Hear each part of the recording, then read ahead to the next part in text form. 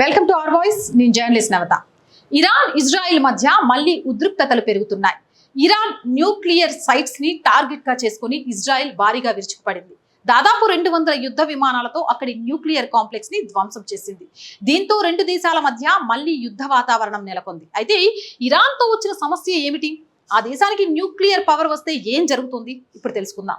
Iran ను అంతర్జాతీయ సమాజం ఎంత హెచ్చరిస్తున్నా న్యూక్లియర్ వెపన్స్ తయారు చేయడం మాత్రం ఆపడం లేదు. తన దేశంలో ఓ ఎడారి ప్రాంతంలో గ్రౌండ్ ఫ్లోర్ లో అణుశుద్ధి కర్మాగారాన్ని ఏర్పాటు చేసింది. ఈ శుద్ధి జరిగిన తర్వాత దానితో న్యూక్లియర్ వెపన్స్ తయారు చేసేందుకు ప్రయత్నిస్తుంది. అయితే ఇది ఇజ్రాయెల్ తో పాటు అమెరికాకు కూడా నచ్చడం లేదు. ఇరాన్ కు కనుక అణ్వస్త్ర ఆయుధాలు అందితే అది ప్రపంచానికి పెనుముప్పుగా మారుతుందని భావిస్తున్నారు. మరి ముఖ్యంగా మధ్యప్రాచ్య దేశాల్లో ఇప్పటి వరకు ఏ దేశం దగ్గర అణు సామర్థ్యం లేదు. ఇప్పటి వరకు కొన్ని దేశాల దగ్గర మాత్రమే ఆ ఆయుధాలు ఉన్నాయి. ఇస్లామిక్ దేశాల్లో పాకిస్తాన్ దగ్గర మాత్రమే ఉంది. అయితే ఇప్పుడు ఈ సామర్థ్యాన్ని ఇరాన్ కూడా పొందాలని భావిస్తుంది. దీనివల్ల ఇరాన్ కు అనేక ప్రయోజనాలు లభిస్తాయి. ముఖ్యంగా అణ్వస్త్ర సామర్థ్యం గనక పొందితే ఆ దేశానికి ఎనలేని శక్తి చేకూరుతుంది. ఆ దేశంతో ఎవరైనా యుద్ధం చేయాలంటే 1కి 2 సార్లు జంకాల్సిన పరిస్థితి ఏర్పడుతుంది. ఇప్పటి వరకు అణ్వస్త్ర సామర్థ్యం ఉన్న దేశాల్లో పాకిస్తాన్ తప్ప మిగిలినవన్నీ బాధ్యతాయుతమైన దేశాలే. ఈ ఆయుధాలు అవి బాధ్యతగా ఉపయోగిస్తాయి. పాకిస్తాన్ వీటిని బాధ్యతారాహిత్యంగా ప్రయోగించాలనుకున్న ప్రపంచ దేశాలు దానిని కట్టడి చేస్తూ వచ్చాయి. అయితే ఇరాన్ కు గనక ఈ సామర్థ్యం లభిస్తే అది పెను ప్రమాదానికి దారితీస్తుంది. మధ్యప్రాచ్య దేశాలపై ఇరాన్ కి పట్టు పెరుగుతుంది. ఇస్లామిక్ దేశాలన్నిటికీ తానే లీడర్ గా వ్యవహరించే అవకాశం దక్కుతుంది. దీనివల్ల ప్రపంచంపై ప్రభావం పడుతుంది. మధ్యప్రాచ్య దేశాల్లో పెట్రోలియం నిల్వలు ఎక్కువగా ఉన్నాయి. ప్రపంచంలోని చమురు అవసరాల్లో 31.5% ఉత్పత్తి ఈ దేశాల నుంచే జరుగుతుంది. ఈ చమురు ఎగుమతిలోనే ఆయా దేశాలు ఆర్థికంగా పరిపుష్టమయ్యాయి. ఈ సమయంలో ఇరాన్ కు గనక న్యూక్లియర్ పవర్ వస్తే ఈ మధ్యప్రాచ్య దేశాలపై పెత్తనం చెలాయిస్తుంది. అన్ని దేశాలు తాను చెప్పినట్లు వినాలంటుంది. పెట్రోల్ ధరలపైన ఇరాన్ నియంత్రణ వస్తుంది.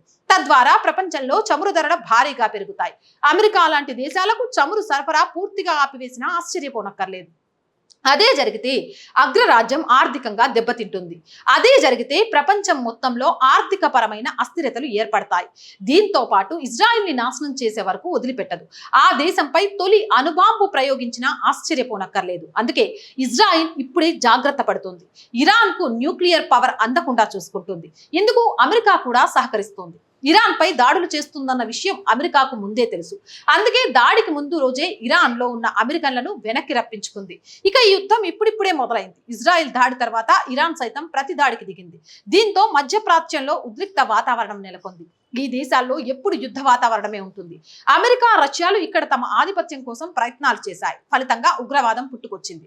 పదే పదే యుద్ధాలు సంభవించడంతో ఆయా దేశాల్లో చమురు నిల్వలు ఉన్నా ఆర్థికంగా ఎదగలేకపోయాయి.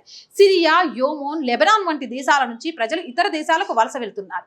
ప్రస్తుతానికి ఇజ్రాయెల్ మాత్రం తన ఉనికి కోసం ప్రయత్నాలు చేస్తోంది. ఆ దేశానికి న్యూక్లియర్ పవర్ అందకుండా పక్కా ప్రణాళికతో దాడి చేసింది.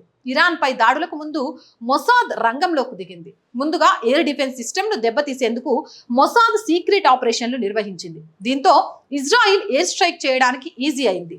ఇరాన్ కు దేశవ్యాప్తంగా ఉన్న long range missile system, air defence వ్యవస్థలను మొసాద్ కోవర్ట్ ఆపరేషన్లు నిర్వహించి దెబ్బతీయడంతో ఇజ్రాయెల్ యుద్ధ విమానాలను అడ్డుకోలేకపోయింది.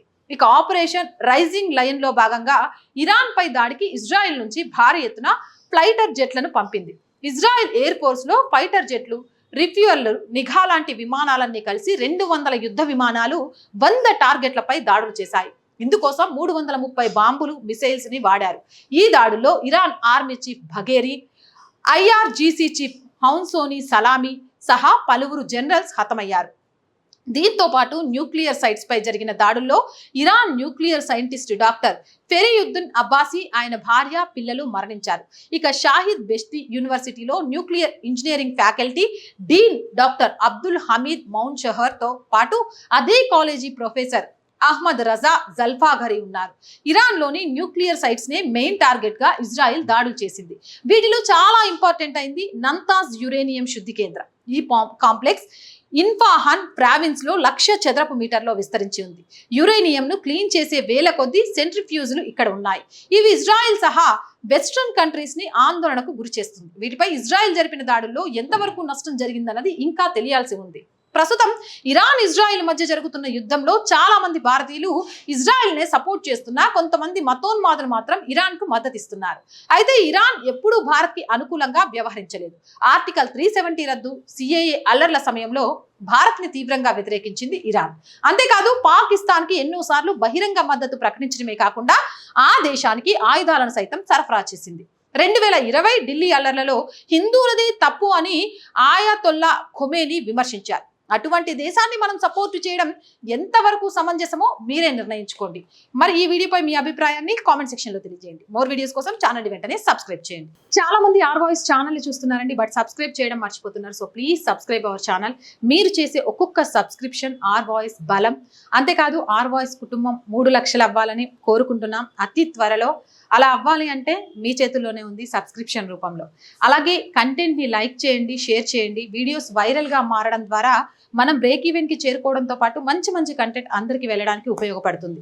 ఆర్థికంగా ఆర్ వాయిస్ కి చేయూతనివ్వండి. ఈ ఛానల్ ఈ రోజు నిర్భయంగా ముందుకు నడుస్తుంది అంటే మా మీద మీరు చూస్తున్న ఆదరాభిమానాలే కారణం. ధర్మం వైపు నిలబడాలి, దేశం కోసం ఏదైనా చేయాలి అనే ఒక తపనతో ఈ ఛానల్ స్టార్ట్ చేశామండి. అందులో ఎక్కడ వెనుకడుగు వేయట్లేదు, కానీ ఆర్థికంగా వెనక్కి గుంజే ప్రయత్నం జరుగుతున్న ప్రతిసారి మనసులో చాలా బాధ కలుగుతుంది. సో ప్లీజ్ మీ అండదండలుంటే ఎంత పెద్ద విషయాన్నైనా ధైర్యంగా ఎదుర్కొంటూ సనాతన ధర్మాన్ని, జాతీయవాదాన్ని నిలబెట్టడంలో ఆర్ వాయిస్ వెనుక అడుగు వేయదు అని మాటిస్తున్నాం. ఆర్థికంగా సపోర్ట్ చేయాలి అనుకుంటే సబ్స్క్రిప్షన్ పక్కనే జాయిన్ అనే బటన్ ఉంది. 1 to 5 లెవెల్స్ ఉన్నాయి. ఏదో ఒక లెవెల్లో సపోర్ట్ చేయండి. అలాగే స్క్రీన్ మీద గూగుల్ పే, ఫోన్ పేతో పాటు అకౌంట్ డీటెయిల్స్ ఉన్నాయి. మీకు తోచిన సహాయాన్ని అందించవచ్చు. జై హింద్, జై భారత్.